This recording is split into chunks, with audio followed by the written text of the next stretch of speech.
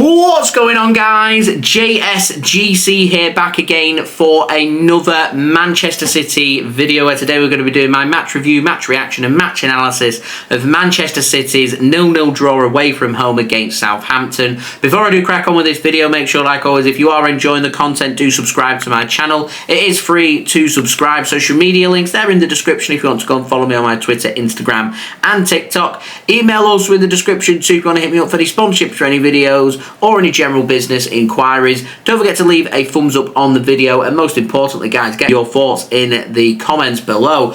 What has gone wrong here for Manchester City? What's happened? Let me know in the comments. So, yeah, 0-0. We're looking at now no longer the joint worst Premier League team in history. We're looking at the team now that's one of the worst teams in Premier League history. A team that before heading into this game had played 35 Premier League games and lost 28. We're looking at, in terms of percentages, Southampton lose every 4 in 5 games. And in one in them 5 games, they end up picking up points, whether that be through a win or a draw.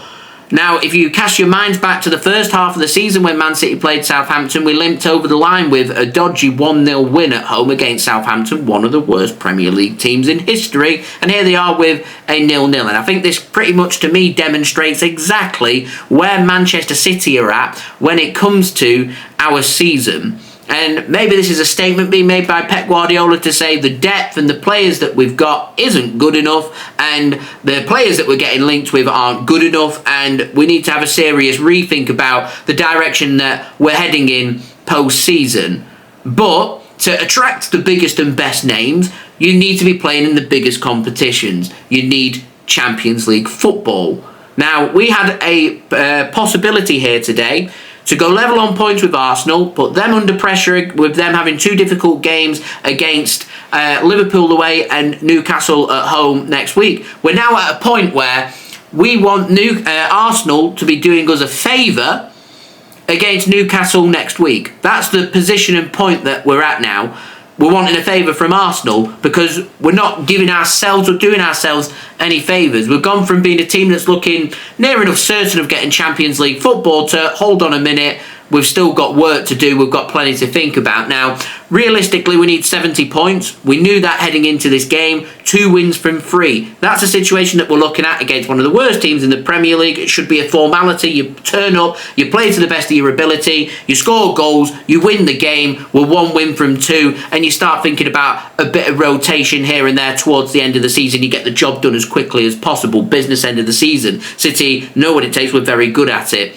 We just weren't at the races here in this game. Now, before I speak about the team selection and Pep Guardiola and the timings of the substitutions, I do want to put on record to say that the team that we've fielded today is more than good enough to win this game of football. They were too slow.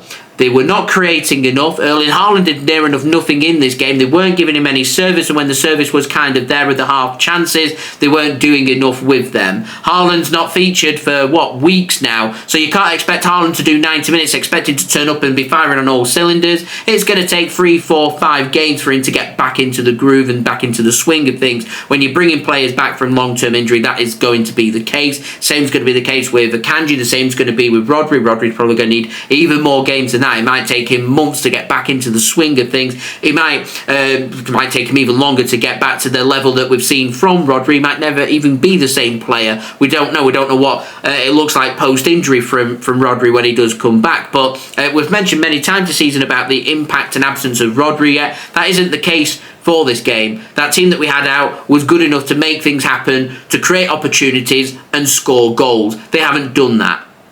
Not good enough. But that team shouldn't, for me, have been fielded. I mentioned in my preview about the need for directness. Southampton are going to play that low block. They're going to park the bus.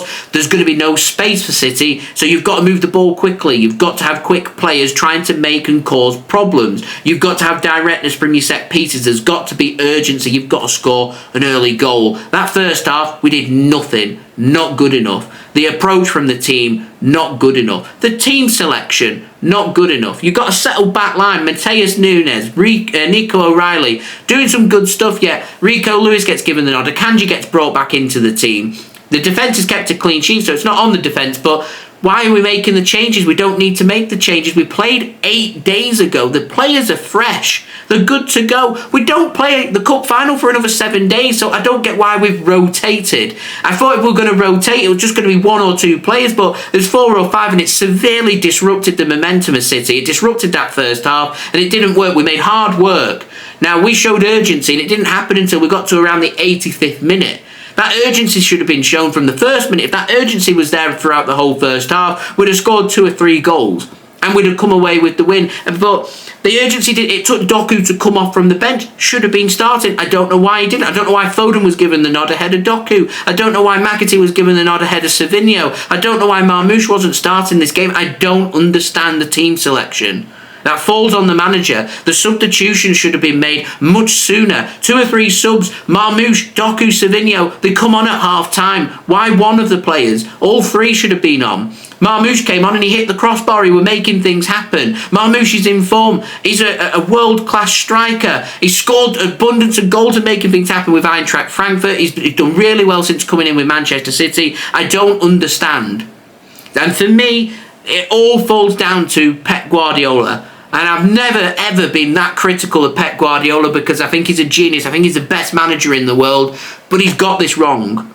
And because of that now, we've got to be perfect to have success at the end of the season. 3 big games, a cup final next week, Bournemouth the following Tuesday against Fulham away from home, final game. Not going to be easy, still chasing a potential European spot. We have got to be perfect.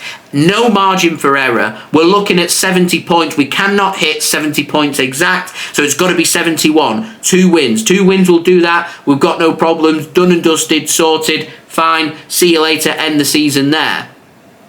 But drop points, things get very interesting. I'm going to go out and say we lose against either Bournemouth or Fulham, we will not get Champions League. We drop points in either of them games, then we're depending on other results from other teams. It might be a case that 3 points might be enough if we end up getting some losses coming in from Forest or Villa or Chelsea or Newcastle somewhere, but we're relying on favours. We have everything in our own hands.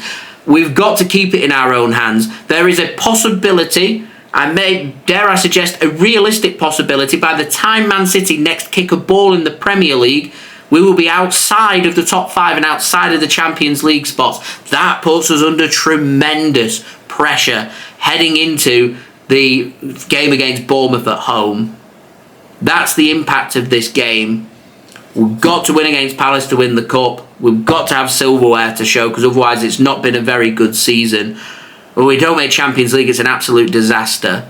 Manchester United could finish 17th, 1 place outside the relegation zone. But if they win the Europa League, they're in the Champions League, and they've got a major trophy to show for it as well. And it could end up being United have a better season than us, a more successful season than us, because they've got silverware and Champions League football, and we've not done our job in the league.